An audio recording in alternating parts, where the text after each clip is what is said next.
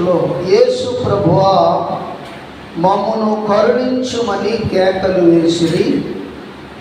ఆయన వారిని చూసి, మీరు వెళ్ళి మిమ్మును యాజకులకు కనపరుచుకుండని వారితో చెప్పారు. వారు వెళ్ళుచుండగా శుద్ధులైరి. వారిలో ఒకడు తనకు స్వస్థత కలుగుట చూచి గొప్ప శబ్దముతో దేవుని మహిమపరచుచు తిరిగి వచ్చి ఆయనకు కృతజ్ఞతాస్తుతులు చెల్లించుచు ఆయన పాదముల యొద్ద సాగిలపడెను.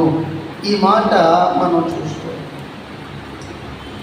10 మంది కలిసి వెళ్ళారు కుష్ఠరోగులు.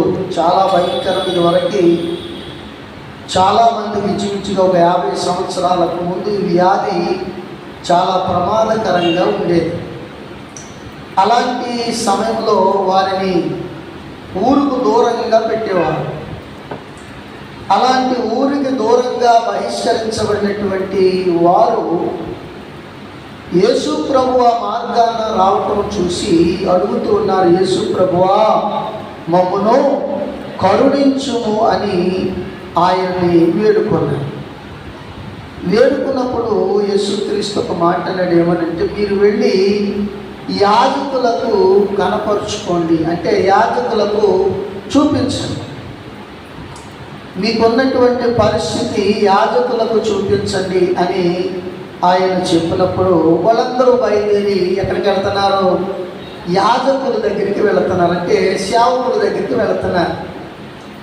సేవకుల దగ్గరికి వెళ్ళుచున్నటువంటి సమయంలో మార్గం మధ్యలోనే వారికి స్వస్థత